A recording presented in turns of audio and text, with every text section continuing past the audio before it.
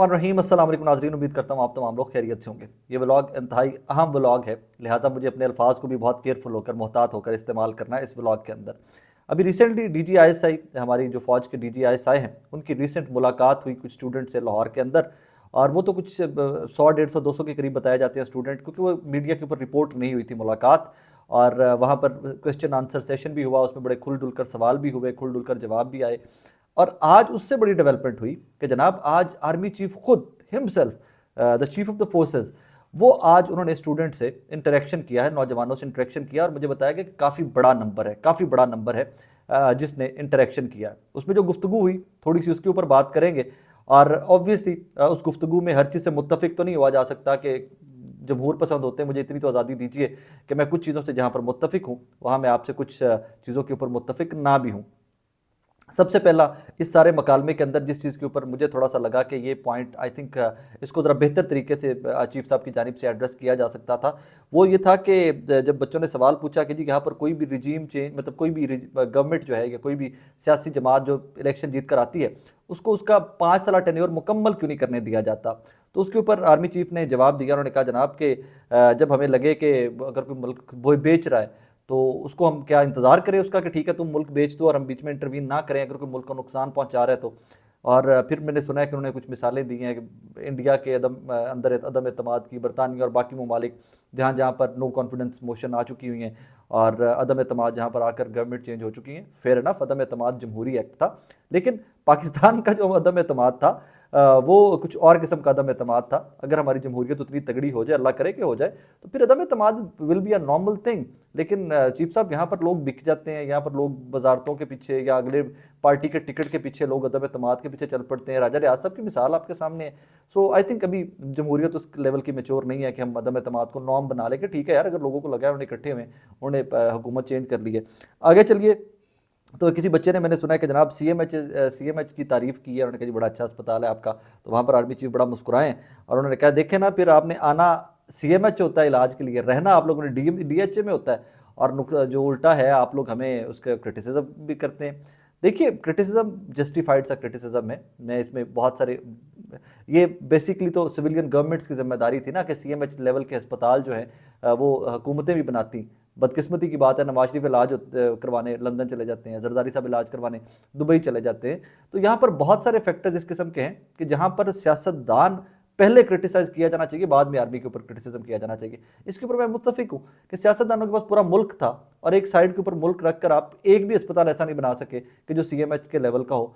But उसका दूसरा angle ये भी है कि CMH या फौज को 800 अरब रुपए के करीब बजट मिलता है, कितना लंबा चौड़ा बजट मिलता है। और सिविलियन के हिस्से में क्या आता है, कर्जा ही आता है हमारे हिस्से में। तो हमें तो ऐसा कोई गवर्नमेंट फैसिलिटी भी सिविलियंस को इस हद तक नहीं मिलती कि हम जिसको बड़ा अप्रिशिएट कर सकें एंड एवरीथिंग। फर्दर आज़ादी इजहार राय के ऊपर बात की आर्मी चीफ ने, आज़ादी इजहार राय होनी चाहिए। बेसिकली अगर आप पाकिस्तान से ज़रा बाहर निकलें, दूसरे ममालिक में जाकर घूमें फिरें, तो आपको आज़ादी इजहार राय का एक्चुअल मतलब समझ आएगा। एक मुझे याद है बरतानिया का, जहाँ पर नवाज शरीफ साहब रहते थे ना, बरतानिया में एवन फील्ड अपार्टमेंट्स हैं, जहाँ पर बिल्कुल साथ एवन फील्ड के हाइड पार्क है।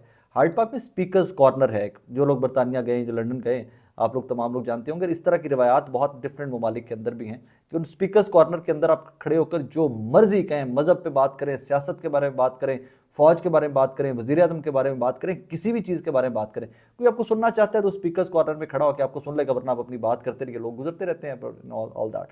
आज़ादी इजहार राय की डेफिनेशन पाकिस्तान के अंदर और बाकी महज़ब ममालिक के अंदर बहुत मुख्तलिफ है। ये इस तरह के कुछ पॉइंट्स हैं। मेरा मकसद कि पॉइंट्स बताना आपको नहीं था, हम श्योर कि आप लोगों तक पहुँच गए हैं। 800 अरब बजट के ऊपर बात हुई है, CMH के ऊपर बात हुई है। उन्होंने कहा जी एक और चीज़ इंपॉर्टेंट उन्होंने कही है कि मैं DGMI भी रहा हूँ, मिलिट्री इंटेलिजेंस भी रहा हूँ, DGISI भी रहा हूँ, दोनों चीज़ें रहे हैं, ऑफकोर्स वो रहे हैं। और उन्होंने कहा जी मैं बड़ा अच्छा तरह जानता हूँ सियासतदानों को, मैं बड़ा अंदरों जानना वा कि किन्ने जोगे होंगे ने, इन्हों का सिर्फ मकसद एक होंगे सारे सियासतदानों का अक्रॉस द बॉर्ड है, कोई नहीं कि नून लीग है या पीपल पार्टी है, तहरीक इंसाफ है या फजलुर रहमान, ना सारे इक्को जे ने। मैंने पता है कि ना की करना होंगे, इन्हों का सिर्फ मकसद इकतदार का असूल होंगे, तो उत्ते करन थले करन जिमें भी करके ना इकतदार चाहना होंगे। And I agree to that. मैं वो 110% मुतफिक हाँ कि सियासतदानों का काम यही होंगे कि किसी तरीके से इकतदार तक पड़ जाएगी, उत्ते करिए, थले करिए, पिछे करिए, अगे करिए, इकतदार तक पहुँच जाएगी। फिर इनफ। मेरा मकसद यह नहीं था। मेरा मकसद इस गुफ्तगू को रिपोर्ट करने का सिर्फ एक था कि नैरेटिव बिल्डिंग के अंदर वो गैप्स या तहरीक इंसाफ की टीमें और PMLN की टीमें और जो पीपल्स पार्टी की टीमें, पीपल्स पार्टी तो खैर डिजिटल मीडिया के ऊपर नैरेटिव बिल्डिंग में बहुत ही पीछे है, तो उसमें PMLN को जहां पर मार पड़ी है वहां पर अब आकर वो ब्रिजिंग के लिए खुद स्टूडेंट्स के साथ आर्मी ऑफिशियल्स को मुलाकातें करनी पड़ रही हैं, क्योंकि ये सारी तोपों का रुख यूं मुड़ता है ना, कभी स्टैब्लिशमेंट की तरफ, कभी PMLN की तरफ, कभी पीपल्स पार्टी की तरफ, और कभी ये तमाम तोपे रुख मुड़ जाता है PTI की तरफ। होना तो इस तरह नहीं चाहिए था। ये सियासी जो नफरत इस किस्म की फैल गई है इस मुल्क के अंदर, इसको कभी भी नहीं फैलना चाहिए था, इसको मिनिमम किया जाना चाहिए था। बट वो जिस तरह सुहेल बड़ाइच साहब ने लिखा कि रियासत जो है वो जहाँ पर आपको डंडा मारती है वहीं पर आपको कैरेट भी देती है, वो कैरेट एंड स्टिक वाली जो है ना फिलॉसफी, जहाँ पर डंडा मारती है वहीं पर आपको कैरेट भी देती है, गाजर भी देती है। अभी रियासत तहरीक इंसाफ को सिर्फ डंडा मार रही है, उनको गाजर नहीं दे रही। मतलब जहाँ पर आप डांट रहे हो, जहाँ पर आप उनसे आनी हाथों से या सख्त हाथों से निपट रहे हो, तो वहीं पर बैठ कर डायलॉग करके कि मोहब्बत की बात भी करो, कि आगे बढ़ने की बात भी करो। बाकी ये किस हद तक नैरेटिव बिल्डिंग में ये बच्चे काम आ सकेंगे, या कहाँ तक ये बच्चे 2000 ये 2-4 हज़ार बच्चे या ये जो तमाम लोग हैं कहीं नफरतें कम करने में करामत साबित हो सकेंगे, मुझे नहीं पता इसका। ये तो हमें आने वाले दिनों के अंदर देखना पड़ेगा। सेकेंडली एक और चीज़, कुछ मुलाकातें PMLN के लोगों की भी हो रही हैं, वो भी रिपोर्ट नहीं हो रही। 180H में मेरी इतला ये है कि 2-3 दिन पहले, 4 दिन पहले हमजा शहबाज साहब भी को 250-300 स्टूडेंट से मिले हैं, उनके मोबाइल फ़ोन शोन बाहर रख लिए गए थे, और हमजा शहबाज साहब ने भी वहाँ पर क्वेश्चन आंसर सेशन किया है। और वहाँ पर जो बाहर निकले हैं तो फिर वहाँ पर कुछ सहाफ़ियों से कुछ बच्चों की मुलाकातें हुई हैं, और बच्चों ने, मैंने सुना है कि वहाँ पर भी काफ़ी सख्त और हाश सवालात किए हैं। क्या ही अच्छा हो, मैं तो चाहता हूँ कि पाकिस्तान की जमहूरियत इतनी ताकतवर हो जाए, क्या ही अच्छा हो कि ये तमाम सियासतदान खुलकर, बड़े सियासतदान, शहबाज शरीफ साहब, नवाज शरीफ साहब, इमरान खान साहब, फजलुर रहमान साहब, सिराजुल हक साहब, ये तमाम लोग बच्चों के बैठकर सामने सवाल दें और कैमरे के ऊपर दिखाएं दुनिया को, देयर इट इज़, ये हमारा मंशूर है, ये हम कर सकते हैं। लेकिन yet again PMLN at fail, बिल्कुल at any given level failure, कि वो ना नैरेटिव बिल्डिंग में आगे आ सके, ना मंशूर दे सके, और फिर इवेंचुअली जो उन तोपों का रुख स्टैब्लिशमेंट की तरफ होते हैं, स्टैब्लिशमेंट को खुद से उनको एड्रेस करना पड़ रहा है कि यार we are not at fault and हमारा ये है, ये है, ये है, तो फिर उनको आकर अपने तरफ से अपना नैरेटिव जो है वो खुद से फैलाना पड़ रहा है। अगली खबर जी, इससे भी बहुत आम खबर है, मेरे नज़दीक बहुत आम खबर है। इसके प्रॉज कॉन्स और इसके जो बाद के डेवलपमेंट्स होंगे ना, वो बड़ी खतरनाक डेवलपमेंट्स हैं। अहम तरीन, इलेक्शन डे पर सोशल मीडिया पर शरंगेजी फैलाने वालों की मॉनिटरिंग का फैसला। पंजाब एपिक्स कमेटी का वज़ीर आला सेक्रेटेरिएट लाहौर में इजलास, वज़ीर आला और कोर कमांडर ने इजलास की सरबराही की। इलेक्शन कमीशन के ज़ाब्ता अखलाक पर सख्ती से अमल दरामद को यकीनी बनाया जाएगा। इसमें फ़ौज बैठी है, इसमें पुलिस बैठी है, इसमें ब्यूरोक्रेट्स बाकी बैठे हुए हैं, सो ये फैसला वहाँ पर लिया गया। 8 फरवरी आ रहा है। पाकिस्तान तहरीक इंसाफ की सबसे बड़ी ताकत क्या है? Social media. सोशल मीडिया के ऊपर हर चीज़ रिपोर्ट होगी। अगर कहीं पर कोई बैलेट बॉक्स छीन लिया गया है, कहीं पर पर्ची छीन ली गई है, कहीं पर ज़बरदस्ती वोट डलवा दिया गया है, सब कुछ छीन लिया जाएगा। क्या उसको रिपोर्ट करना शरंगेजी में आएगा? बिकॉज मैं समझने से कासिर हूँ, इसलिए कह रहा हूँ कि ये बहुत इंपॉर्टेंट डेवलपमेंट है, बहुत बहुत बड़ी डेवलपमेंट है। जब शरंगेजी से निपटने का कह दिया गया है तो क्या पता कि उस दिन इंटरनेट ही बंद कर दिया जाए। कुछ लोग कहते हैं, सियाने लोग, बाखबर लोग बात करते हैं कि हो सकता है पोलिंग डे वाले दिन पाकिस्तान के अंदर इंटरनेट बंद हो, तमाम डिजिटल मीडिया प्लेटफॉर्म्स गैर फाल कर दिए जाए, कि कुछ भी रिपोर्ट ना हो सके। जो होना है एक करी हो जाए, रिजल्ट बन जाए, अनाउंस कर दो, बड़े मियाँ साहब, निक्के मियाँ साहब, निक्की बीबी, जिन्होंने बनाना है बना के कहो जी लो tata bye bye, we are done and he is your PM, she is your CM, she is your minister for whatever portfolio, blah blah blah. So इस तरह की कहानियाँ भी चल रही हैं। इसमें हकीकत क्या है मुझे नहीं पता, लेकिन यस, मैं हमेशा से कहा करता हूँ कि तनकीद महज़ब की जानी चाहिए।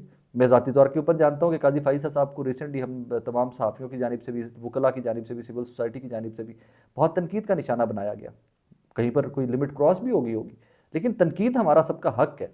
बाइज़्ज़त तरीके से, या एक लिमिट के अंदर रहते हुए तनकीद, यस, वो ज़रूर होना चाहिए। और अब ये कहाँ पर रुकता है मामला इलेक्शन डे का, कि किस किस्म की मॉनिटरिंग की जाएगी और किस किस्म को शरंगेजी में शामिल कर लिया जाएगा, इसका मेरे पास कोई जवाब नहीं है। और दुआ करें कि ये मामला नज़दीक ही रुक जाए, क्योंकि as a matter of fact मुझे लगता है कि ये पाकिस्तान का ये इलेक्शन जो है 8 फरवरी 2024 का, इंशाल्लाह ये पाकिस्तान की सियासी तारीख का रुख बदलेगा, ये पाकिस्तान की डायरेक्शन बदलेगा।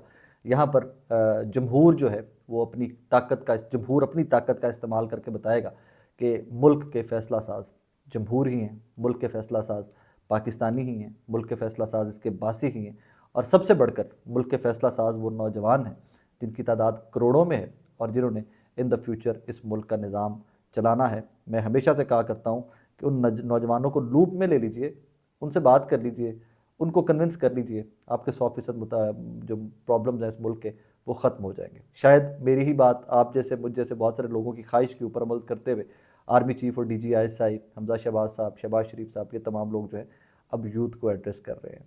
और इसी यूथ के बारे में PMLN जो है ये यूथ ये और पता नहीं क्या क्या कहती आई है। खैर वक्त आ गया है कि ये अपने हर किए पर पछताएंगे PMLN वाले। इनको बहुत सारे चीज़ों के ऊपर इन्होंने ओवरसीज़ पाकिस्तानियों को भी हर्ट किया बहुत, इस तरह उन्होंने यूथ को बहुत हर्ट किया। सो अब पछता भी रहे हैं और I hope and I pray कि ये लोग अपनी गलतियों को सुधार भी लें। अपना बहुत सारा ख्याल रखिएगा, दुआ में याद रखिएगा। अल्लाह हाफिज़।